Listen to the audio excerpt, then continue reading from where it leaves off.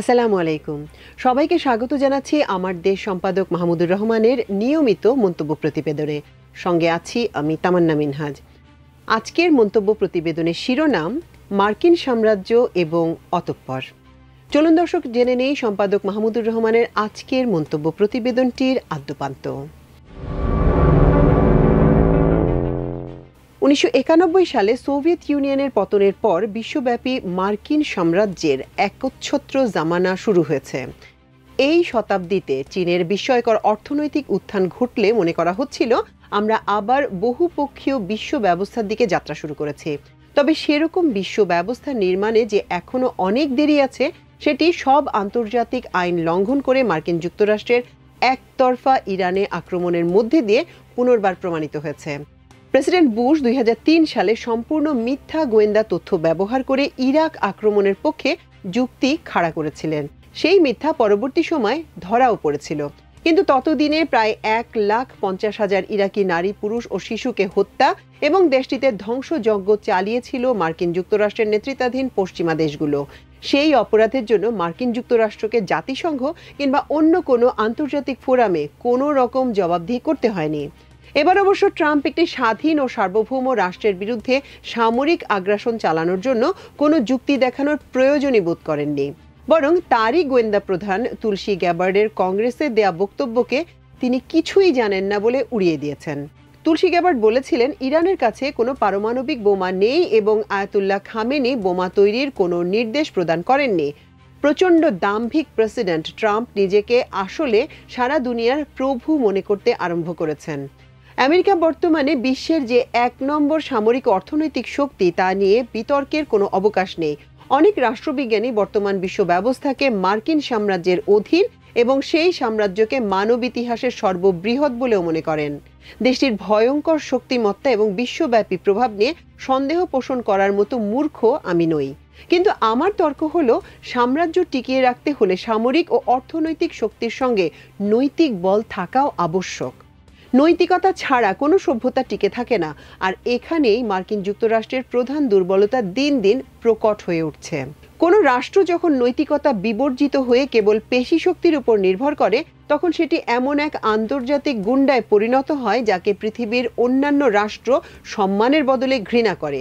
এসব রাষ্ট্রের গুন্ডামি যে দীর্ঘদিন স্থায়ী হয় না, গত শতাব্দীতে নাৎসি জার্মানি তারই প্রকৃষ্ট উদাহরণ। হিটলারের থার্ড রাইখ প্রচণ্ড শক্তিধর ও সমৃদ্ধশালী হয়েও ভেঙে পড়তে সময় লাগেনি, যদিও হিটলার মনে করেছিলেন তার থার্ড রাইখ 1000 বছর টিকে থাকবে। প্রাচীনকালে রোমান সাম্রাজ্যের পতনের মূলেও ছিল নৈতিক অবক্ষয়। বর্তমান শতাব্দীতে মধ্যপ্রাচ্যের এক ঔপনিবেশিক ও বর্বর রাষ্ট্র ইসরায়েলের প্রতি অবিশ্বাস্য মাত্রায় অযৌক্তিক সমর্থন প্রদানের নীতি মার্কিন যুক্তরাষ্ট্রের নৈতিক ও আইনগত ভিতকে একেবারে নাড়িয়ে দিয়েছে। গাজায় অব্যাহত গণহত্যা, বিশেষ করে হাজার হাজার নিষ্পাপ শিশুকে টার্গেট করে নির্মম হত্যাযজ্ঞ চালানো এবং অবরোধের মধ্যে 20 লক্ষ মানুষকে ক্রমেই অনাহারে মৃত্যুমুখে ঠেলে দেওয়ার যে অপরাধ বাইডেন ও ট্রাম্প প্রশাসনের দানব নেতানিয়াহুর সঙ্গে মিলে করেছে, তার খেসারত ওয়াশিংটনকে অবশ্যই দিতে হবে। মার্কিন রাজনীতিবিদরা যেভাবে ইসরায়েলের প্রতি আনুগত্য প্রদর্শন করেন, তাকে মোহাচ্ছন্ন বললেও বোধহয় কম বলা হয়। এই যুদ্ধবাজ দেশটিকে অন্ধ সমর্থনের পেছনে মার্কিন সিনেটর ও কংগ্রেসম্যানদের যুক্তির বহর দেখলে তাদের উন্মাদ, মূর্খ ও ধর্মান্ধ বলা ছাড়া আর কোনো উপায় থাকে না। একটা উদাহরণ দেয়া যাক। টেড ক্রুজ যুক্তরাষ্ট্রের টেক্সাস রাজ্যের রিপাবলিকান দলের একজন সিনেটর। তিনি প্রেসিডেন্ট ট্রাম্প ও ইসরায়েলের কট্টর সমর্থক। সম্প্রতি টাকার কার্লসন নামে রিপাবলিকান সমর্থক এক প্রখ্যাত সাংবাদিকের সঙ্গে তিনি দীর্ঘ সাক্ষাৎকার দিয়েছেন। 2 ঘন্টা ব্যাপী সাক্ষাৎকারটি পাঠকেরা ইউটিউবে দেখতে পারেন। টেড ক্রুজ ইসরায়েলের পক্ষে ওকালতি করতে গিয়ে বাইবেল টেনে এনে দাবি করেছেন সেই ধর্মগ্রন্থে নাকি খ্রিস্টানদের জন্য সর্বাবস্থায় ইসরায়েলকে সমর্থন করা বাধ্যতামূলক করা হয়েছে। প্রথম কথা হলো, ফিলিস্তিনিদের ভিটে মাটি থেকে উচ্ছেদ করে ইসরায়েল রাষ্ট্রের জন্ম হয়েছে 1948 সালে, আর বাইবেল এসেছে তার প্রায় 2000 বছর আগে। কাজেই বাইবেলে ইসরায়েল নামক রাষ্ট্রের উল্লেখ থাকার কোনো সুযোগ নেই। দ্বিতীয়ত, বাইবেলে যে ইসরায়েলের প্রসঙ্গ এসেছে, তিনি একজন মানুষ, কোনো রাষ্ট্র নয়। আমি বাইবেল যতটা পড়েছি তাতে জেনেছি ইহুদিদের নবী জ্যাকবের অপর নাম ইসরায়েল। জেনেসিসে তাকে আইজ্যাক ও রেবেকার ছেলে বলা হয়েছে। মুসলমানরা আইজ্যাক ও জ্যাকবকে যথাক্রমে নবী হজরত ইসাক আলাইহিসসালাম এবং নবী হজরত ইয়াকুব আলাইহিসসালাম নামে জানে।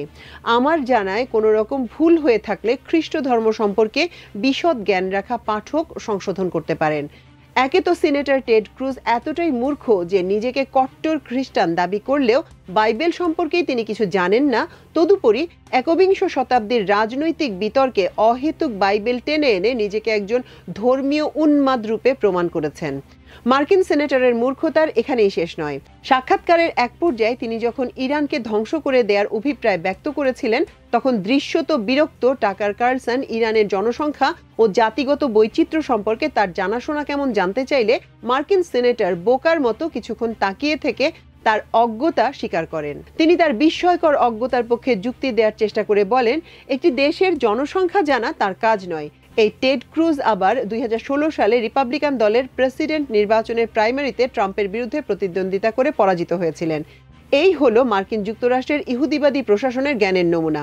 ক্ষমতার দম্ভে তারা জানে শুধু দুনিয়াব্যাপী ফ্যাসাদ তৈরি করতে। মুসলমান দেশের কোনো নেতা যদি সিনেটর ক্রুজের মতো এমনভাবে ধর্মগ্রন্থের ভুল ব্যাখ্যা দিয়ে রাজনৈতিক তর্কে জিততে চাইতেন, তাহলে তাকে ও মুসলমানদের পশ্চিমারা অবশ্যই অশিক্ষিত, মৌলবাদী, সাম্প্রদায়িক, ইসলামিস্ট, ফ্যানাটিক ইত্যাদি ইত্যাদি বিশেষণ দিয়ে তিরস্কারের বন্যা বইয়ে দিত। সম্ভবত ইতিহাস সম্পর্কে অজ্ঞতার কারণেই মার্কিনীরা জানেন না অতীতে তাদের মতো এমন অনেক সাম্রাজ্যবাদী শক্তির উত্থান ও পতন ঘটেছে। ইরানের বিরুদ্ধে যৌথ আক্রমণের ফলে উল্লসিত মার্কিন প্রেসিডেন্ট যে ভাষায় যুদ্ধাপরাধী নেতানিয়াহু ও ইসরায়েলের প্রশংসা করেছেন, তাতে মনে হতে পারে মার্কিন যুক্তরাষ্ট্র নতমস্তকে ইসরায়েলের প্রভুত্ব মেনে নিয়েছে।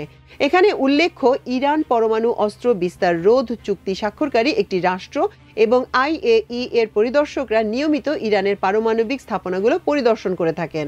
আন্তর্জাতিক সংস্থাটির ডিরেক্টর জেনারেল রাফায়েল গ্রোসি তার সর্বশেষ প্রতিবেদনে জানিয়েছেন, ইরান পারমাণবিক বোমা তৈরির চেষ্টা করছে এমন কোনো প্রমাণ পাওয়া যায়নি। আগেই বলেছি, একই কথা খোদ যুক্তরাষ্ট্রের জাতীয় নিরাপত্তা প্রধান তুলসী গ্যাবার্ডও বলেছেন। একমাত্র যুদ্ধাপরাধী নেতানিয়াহু বলে চলেছেন, ইরান কয়েক সপ্তাহের মধ্যেই পরমাণু বোমা বানিয়ে ফেলবে এবং সেটি রুখতেই নাকি ইসরায়েল বিনা উস্কানিতে কোনো যুদ্ধ ঘোষণা ছাড়াই ইরানে সর্বাত্মক হামলা শুরু করেছে। প্রমাণিত মিথ্যাবাদী নেতানিয়াহু ইরান সম্পর্কে এই মিথ্যা প্রচারণা সেই 1995 সাল থেকেই চালাচ্ছেন।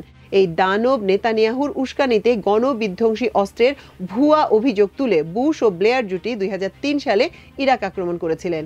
ইতিহাস থেকে কোনো শিক্ষা না নিয়ে এবং নিরাপত্তা প্রধানের অভিমতকে উপেক্ষা করে ইহুদিবাদী মার্কিন প্রেসিডেন্ট ট্রাম্প গণহত্যা ও যুদ্ধাপরাধী নেতানিয়াহু সুরেই বক্তব্য দিয়েছেন।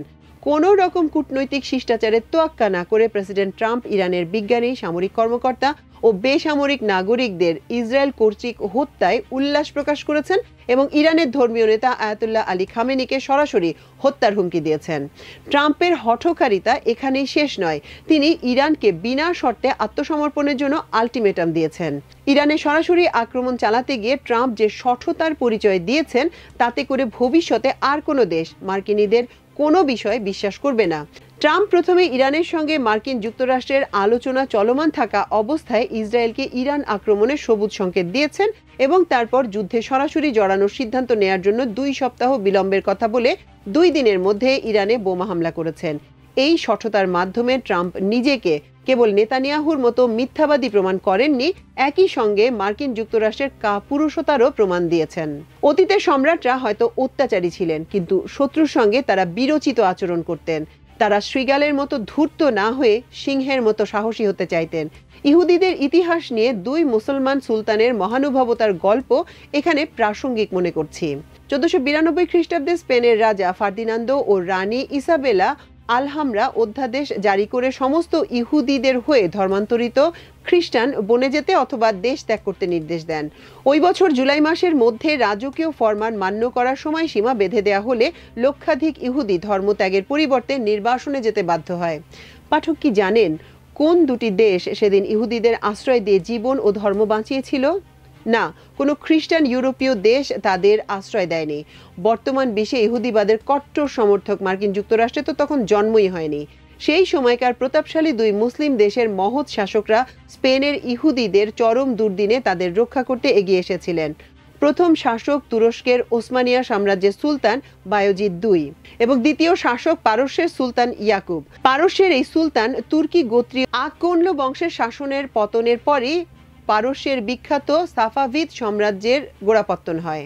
প্রথমে সম্রাট সাইরাস দ্য গ্রেট এবং পরে সুলতান ইয়াকুবের মহানুভবতার ফলে আজকের শিয়া ইরানেও প্রায় 20,000 ইহুদি ধর্মাবলম্বী বসবাস করেন। অপরদিকে সুন্নি তুরস্কেও ইহুদিদের সংখ্যা প্রায় 15,000। পশ্চিমা মিডিয়া ও রাজনীতিবিদরা যতই তথাকথিত জুডো খ্রিস্টান সভ্যতার ডঙ্কা বাজান না কেন, প্রকৃত ইতিহাস হলো যীশু খ্রিস্টের জন্ম থেকে 20 শতাব্দী পর্যন্ত খ্রিস্টান ও ইহুদিরা একে অপরকে অনবরত সংহার করেছে। তাদের মধ্যে কখনো সৌহার্দ্যমূলক সম্পর্ক ছিল না। স্বয়ং যীশুখ্রিস্টকে ধর্মদ্রোহী আখ্যা দিয়ে ইহুদিরাই ক্রুশবিদ্ধ করেছিল। ইতিহাস অসচেতন পশ্চিমা দেশের খ্রিস্টানরা শুধু তাদের ভেতরে প্রথিত ইসলাম বিদ্বেষের কারণে আজ জায়নিস্ট ইসরায়েলের সব অপকর্মের অন্ধ সমর্থন দিয়ে যাচ্ছে।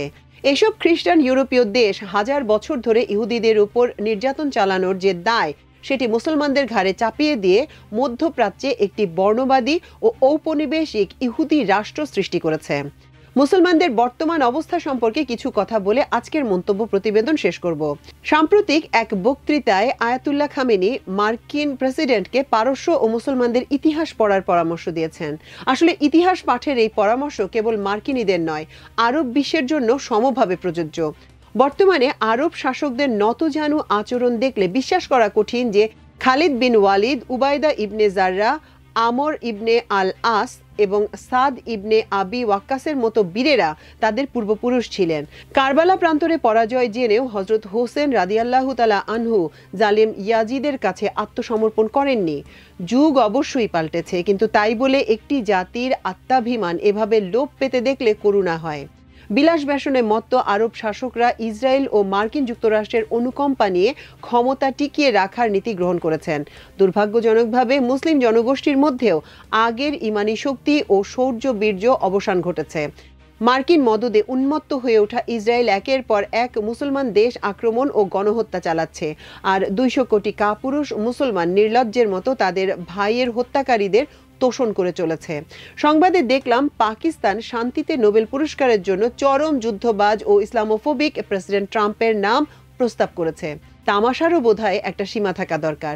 আমাদের জাতীয় কবি নজরুলের একটি কবিতার 2 লাইন স্মরণে আসছে। বিদ্রোহী কবি লিখেছিলেন, যে বলে সে মুসলিম জিভ ধরে টানো তার, বেঈমান জানে শুধু জানটা বাঁচানো সার।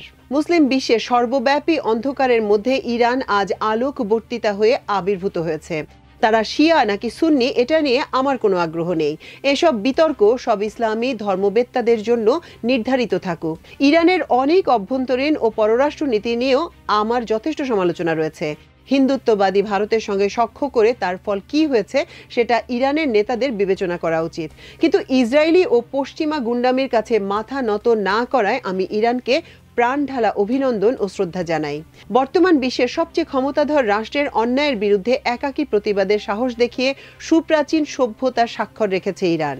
সীমিত সামরিক শক্তি নিয়েও জালেমের মোকাবেলা করে ইরানি সামরিক নেতৃত্ব প্রমাণ করেছে মুসলমানের শৌর্য এখনো হয়তো একেবারে নিঃশেষিত হয়ে যায়নি। মুসলিম রেনেসাঁর স্বপ্ন দেখতে ইরান আমাকে অনুপ্রাণিত করেছে। শাবাশ ইরান। দর্শক, আজকে মাহমুদুর রহমানের মন্তব্য প্রতিবেদন ছিল এই পর্যন্ত। ইনশাল্লাহ আগামী বুধবার আমার দেশ সম্পাদকের আরেকটি মন্তব্য প্রতিবেদন নিয়ে আপনাদের সামনে হাজির হব। সে পর্যন্ত আল্লাহ আপনাদের সবাইকে ভালো রাখুন, সুস্থ রাখুন এবং দেখুন, শুনুন, কমেন্ট করুন, শেয়ার করুন, অবশ্যই সাবস্ক্রাইব করুন আমার দেশের ইউটিউব চ্যানেলে। এতক্ষণ সঙ্গে থাকার জন্য অশেষ কৃতজ্ঞতা। আল্লাহ হাফেজ।